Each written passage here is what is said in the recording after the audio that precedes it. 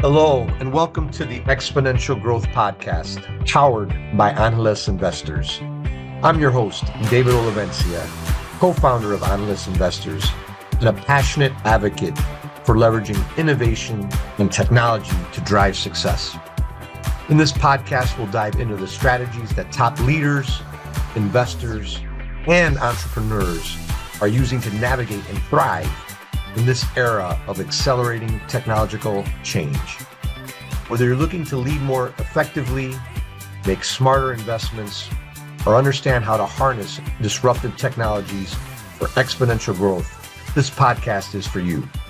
Each episode will feature conversations with visionary thinkers, industry pioneers, and innovative leaders who are redefining what's possible in today's rapidly evolving world.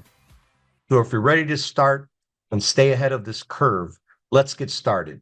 This is Exponential Growth. Well, hey everyone, welcome to another edition of the Exponential Growth Podcast. Today we have a very special guest, somebody I got to meet through this Recast Accelerator program for general partners of venture funds. We recently, myself and my partner Adela Cepeda, we just closed a $20 million venture fund, Analyst Ventures Fund 1. But as part of this program, I get the honor to work with a kind of a cohort in our team. And I have one of those team members with us. She's has an undergraduate degree from Eastern Michigan University. And, my three kids were born in Michigan, so very, very familiar with that area. And then an MBA from the University of Dayton and a long distinguished career in tech commercialization, technology, but also strength in agriculture. And we're going to talk more about that. Welcome to the podcast, Karen LeVert. Yes. Excellent. So how are you today, Karen? I'm doing great. Thank you. And you talked about Recast, and a plus for me too is getting connected with you. So it's been a really good program from that perspective. Excellent. So so it's exponential growth. We like to talk about trends, investments, how do you lead in all these times of exponential change? But we really like to start out and talk about you and tell the audience a little bit about yourself. I know a bit about you, but I don't know everything, and to the extent you want to share, but we'd love to hear your story, because from what the things I know about your story, it's amazing, and all the great things you're doing with your venture fund. But please tell everyone your story, Karen.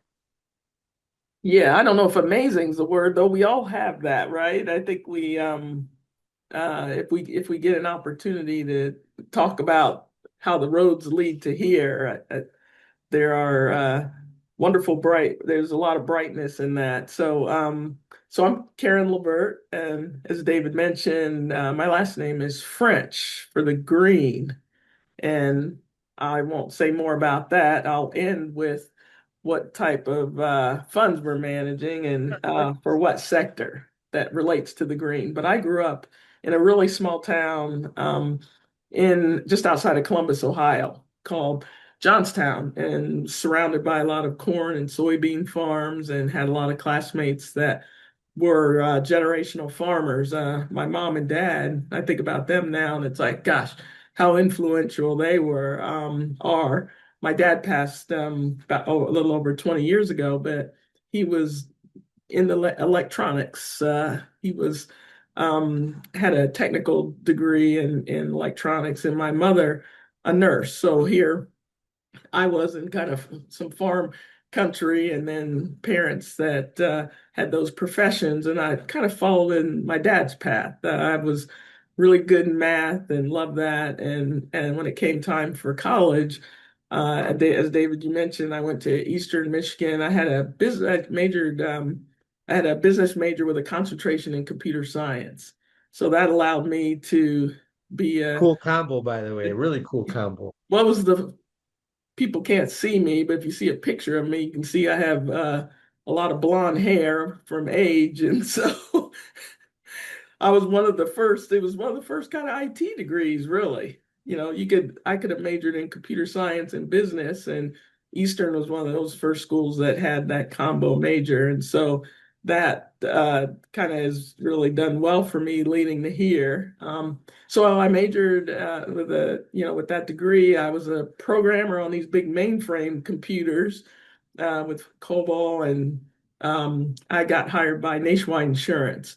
And Nationwide, my background is a twisting stream, but I could have stayed right there and had a wonderful career at Nationwide Insurance. I started as a programmer and went up through the ranks as senior programmer and a systems manager, and then I got an MBA and I was a controller, and then they moved me to North Carolina to run a 500-person service center, and that was kind of the opening of when you talk about lived experiences. I grew up in the Midwest. I went to college in Michigan, and then I moved to North Carolina. So just that, even that difference in a corporate relocation from a climate perspective, and just it was more diverse.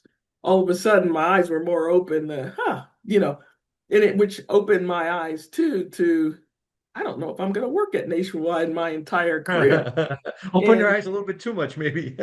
that's exactly right. I was fast tracking to be a top exec at Nationwide by that time, and really realized that, hey, may want to try my hand at being an entrepreneur. And at that time it was interesting because I always knew I could go back to corporate America, but I felt like that was my time to be an entrepreneur. And I took a leave of absence and started a franchise company. We could do 1,000 podcasts on what I've done between then and now, but suffice it to say, after starting that company, I met someone, actually was the dean of the School of Engineering at Duke, and I really got involved in tech commercialization out of universities, and I loved it then. I love it now. I feel our universities are the backbone of innovation, and I had an opportunity to look for early stage research, and we built companies based on that, and several of them. If you've been listening to David's podcast, for sure, you hear the word exits. And so we had an opportunity to have some of those companies sell. And kind of fast forward then, you heard me say I grew up around a lot of corn and soybean farms. Someone said to me, have you ever thought about doing this tech commercialization work in agriculture? And I just felt like I came full circle. I get goosebumps when I think about it now. It was like, oh, yeah, farms. But now, and I have a technical background, and no matter what's happening in the world, we have to eat. So this is maybe something that I should be paying attention to. So we started commercializing early stage research in agriculture, and then quickly realized there was not very much capital. And then I'm like, gosh, I got to do something about this. So you can tell already I'm someone that's like, oh, there's a problem here. I need to find a way. Right. Just not talk about the problem or admire the problem, right? Take some action around it. Yeah. Yeah, which led to starting a venture fund. And so my fund is LeVert Ventures. My last name is, I said, French for the green. And we do 100% investing in agricultural technologies. And we really are investing at that very early stage of some of the companies raising their first funds. And so that's what I'm doing today. I'm managing partner. I'm in North Carolina, live specifically in Asheville, and then we have offices in Research Triangle Park as well. Oh, excellent. There was one, there's several synergies, but there was one that caught my attention. The higher education and then them being the innovation in the backbone, 110% agree. And when I got my MBA at Notre Dame, it was a lot around that. It was really, that was kind of like the thesis of the capstone project, was that Notre Dame specifically, but all of the universities, they create all this great research and tech and IP, but they have a horrible time of doing tech transfer and all that kind of stuff. And so one of my roles was somewhat similar in that it was like, how do you take the innovation that's happening in professors' heads and then begin to commercialize it and take it out?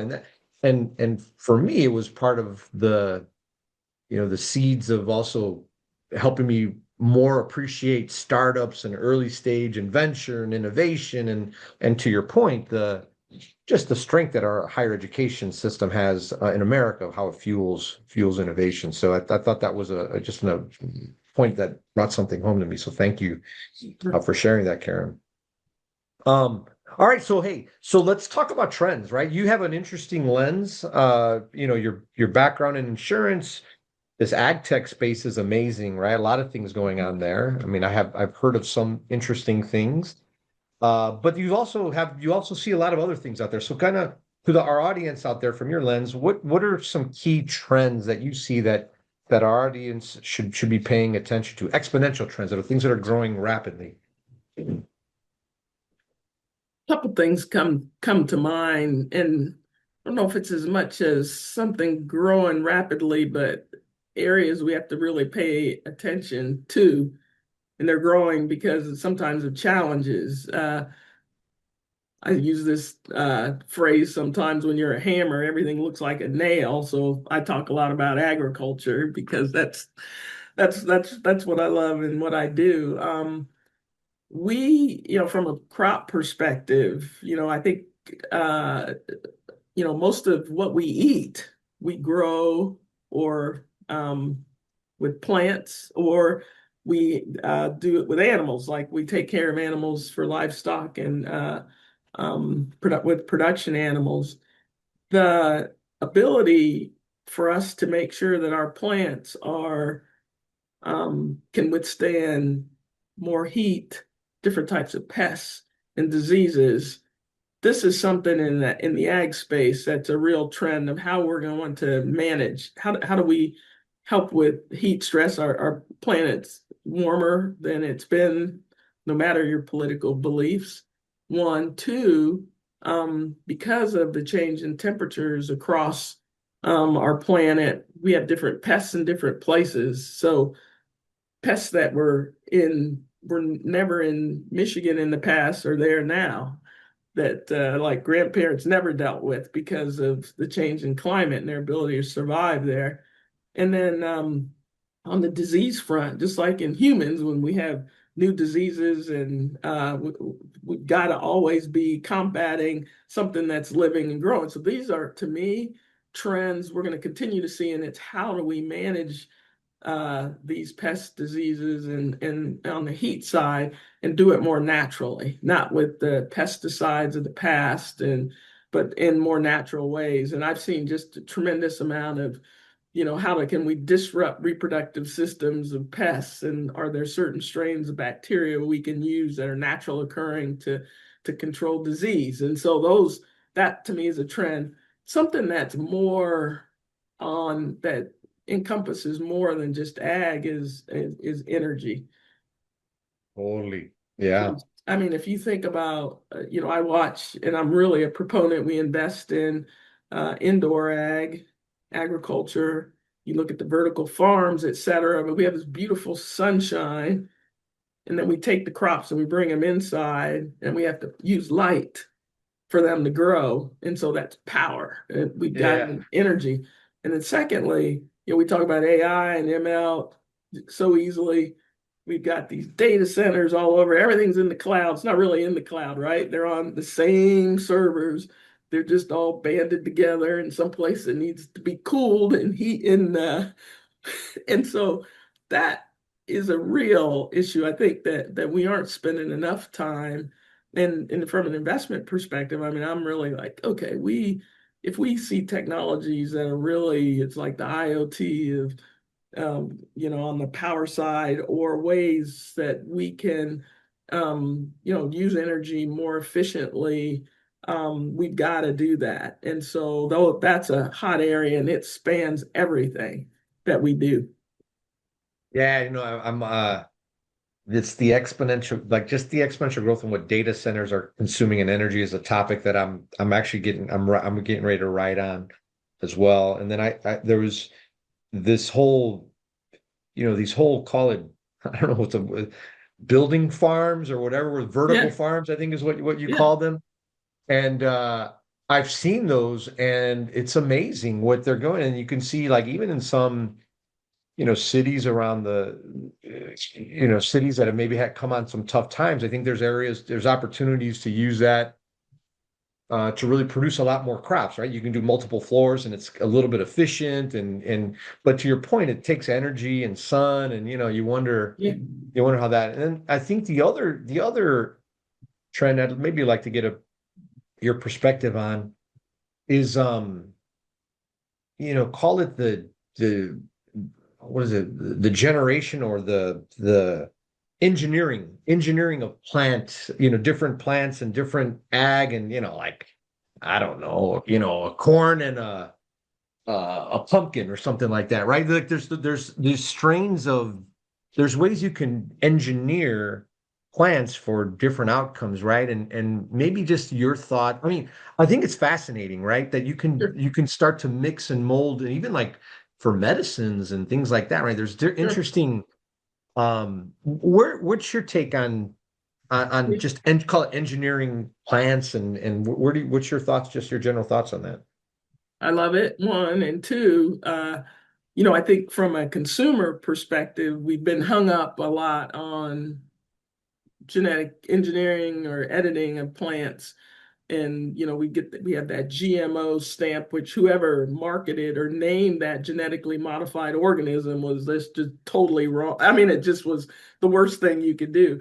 We've been engineering plants from the beginning of time. If you go to in the Bible and if you believe in that at all, or that it's some historical collection, what they were eating then, we're not eating now. Because we've taken, I mean, we have such a variety of plants and fruits and vegetables that we have engineered. Now, we didn't do it scientifically, but just over time with breeding. So all the genetic engineering, a lot of it is just fast tracking breeding.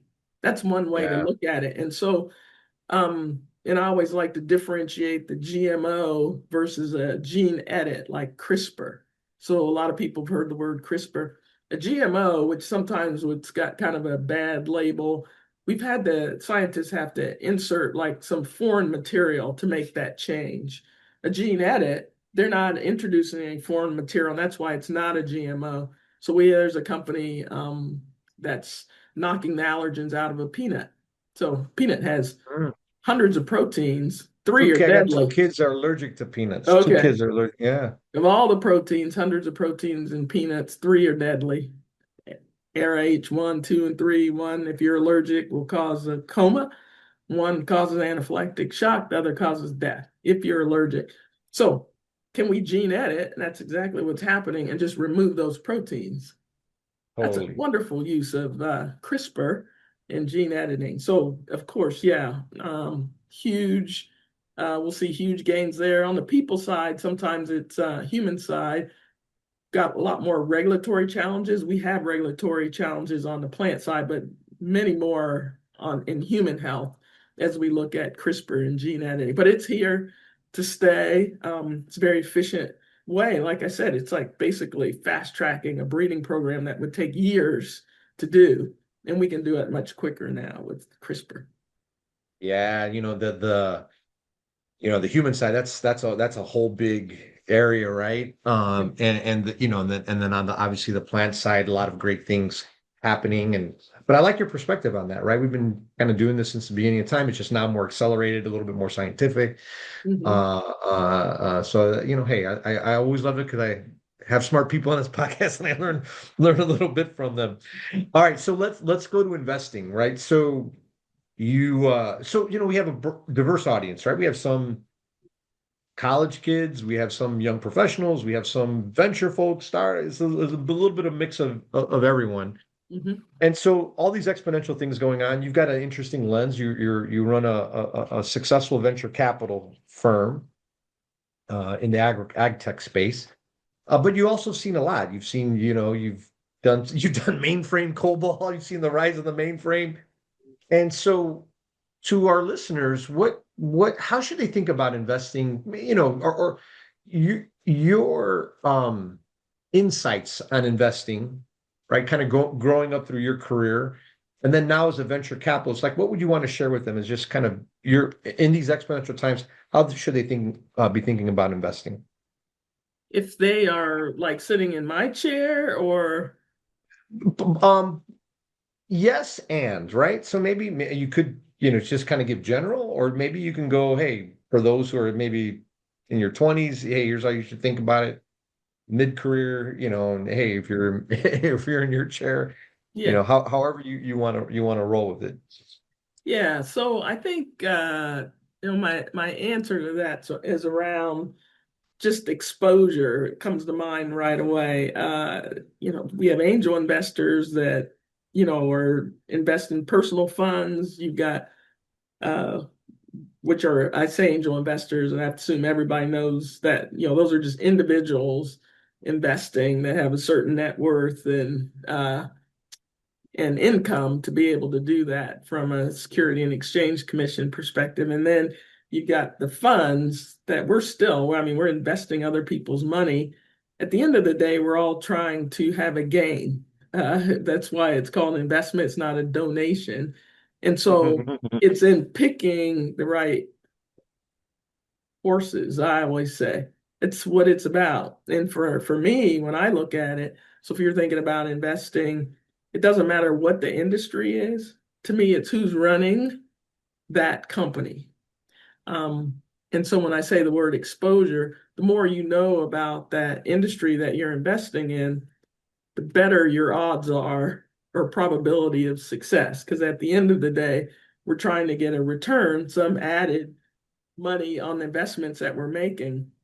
And so number one to me is team, no matter what. If I'm making an individual investment as an angel investor or out of our fund, that is the most important thing. Who's running this entity to get it to success? Because you're not doing it. If you, by the nature of investing, you're giving money to someone else to do it, to get the work done. Now you can sit on a board, but you're not running the company. And so Totally. the people that get selected that I've seen wonderful technologies that have mediocre teams that don't make it. And I've seen really wonderful teams take like a mediocre technology and make it. And Yeah. so I'm always looking for founders too, or teams that have had some struggle. If life has been completely easy, you may not hang in there when things get tough. But if you've had to live through a little bit of struggle, chances are you know how to do it and you're going to continue to do it. So for me, that's a big thing is who's running the company.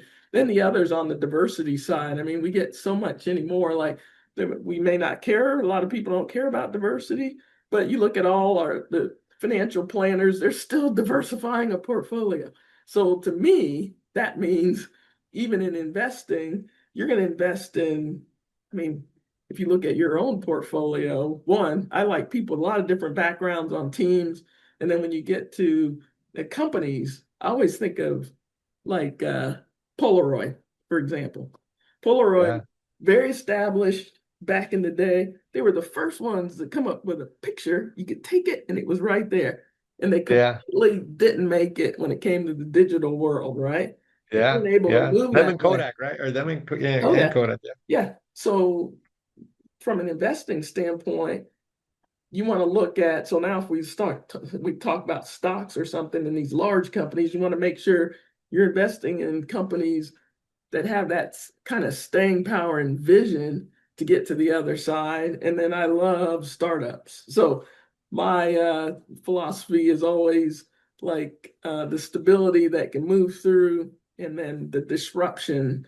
Those big companies, they're not disruptive. So that's where we need early stage companies that get acquired by those. And that's the wonderful thing about investing. That may be more than you wanted me to Oh talk no, about, but that's that's it. great. And and you have a fund, so you take investments from limited partners, and then you're looking at them and you're deploying them to your point, and these startups that are really in an area you really know, right? AgTech, right? To give those limited partners a great return, on their investment. It's definitely not charity.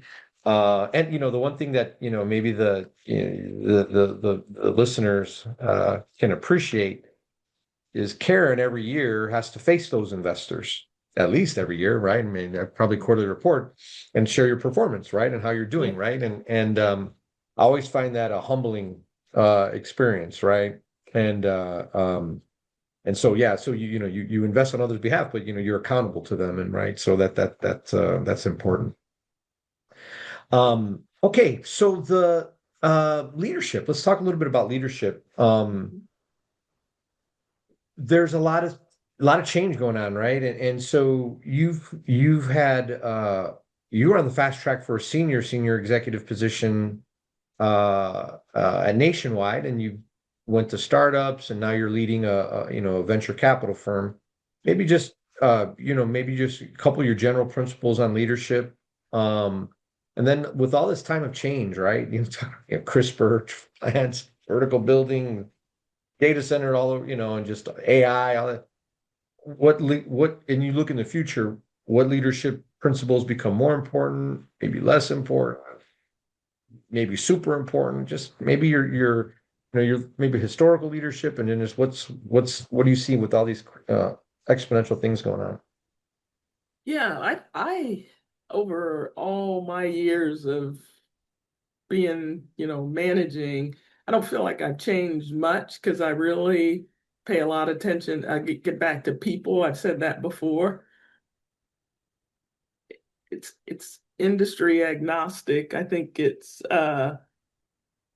market agnostic. You've got to get people that you align well with. You're on the same plane from a values and culture perspective. Um, you're very communicative, like what you're on the same page from a goals perspective and motivation.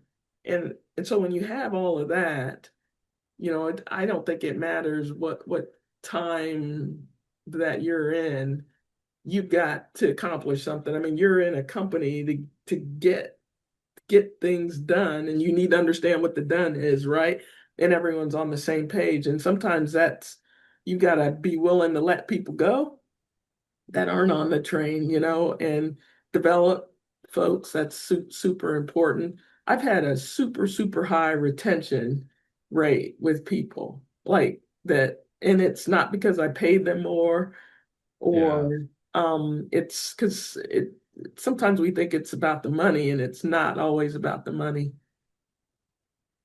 Our yeah, lives are short, right? And we spend more time working than anything. And so to yeah, feel valued and included is, I think, from a manager standpoint, are like two of the things that's just like we have to do. Make sure people feel that way.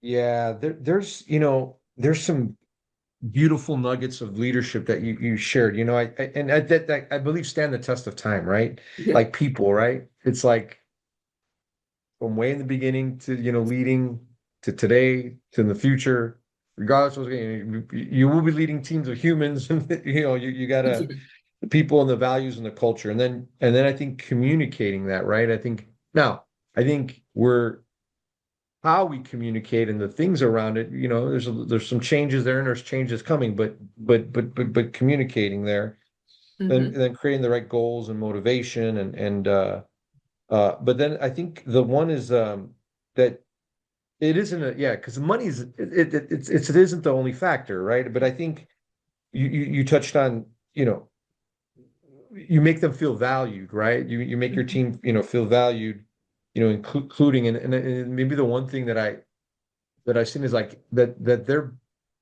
they're building something that's beyond them, like that they're so passionate about this that they think that I'm building something that's just way beyond me, that it's transformative, and you can, as a leader, you can make them feel that, and hopefully you feel it yourself, right? Because Right. you also exude that confidence. I think those, to your point, I think those stand the really the test of time for leadership. Yeah. And also, as a leader, when you talk about building something bigger than yourself, that gets back to the diversity of talent, background, experience. Um, that's where it's key to make sure we've got the right people. And that's why, as a leader, you can't have everyone just that they're like you. You can't have a team that's all alike, right? Totally. It takes like a village to get to where you need to get to. And as a leader, you got to be able to plug and play. Yeah, totally. Totally. And I know, you have a sports background too, right? So I think there's some strong leadership that comes from that as well. Me personally too. And that I played a little bit of college football, and did a lot in high school. I would say I tell people now I pull muscles just thinking about running that fast as I did when I was in high school. But that's for another podcast, another podcast. But Karen, I know you got a lot going on. You're in the throes of an amazing fund on the fundraising side, and also deploying, and so we're really honored that you take it and make it a priority. Come on, the Exponential Growth Podcast. How do our listeners? Well, two things. Any other thoughts you'd like to share, and then how do our listeners follow you on social and keep up with all the great things that are happening at LeVert Ventures and you? So, one, thank you very much. I enjoyed my time with you, and a goal of for me next is to make sure we're better in from a social media standpoint, so you can follow what we're doing. So we're getting the fund close. I'm very much a like do this and then like Yeah. do that. And so right now I'm on LinkedIn, and that's probably the best way to see what's going on. And then any my only kind of parting words would be, whatever you put your mind to, you can do. I feel that, I'm a glass half full person. I feel like we our only limitation sometimes can be ourselves, and the universe is conspiring in your favor. So just do it. That's excellent. Those amazing closing remarks. Again, Karen, thank you for jumping on. Look forward to completing our time together as part of the Recast pod and the Yes. program there, and we'll be in touch. Thank you again. Thank you.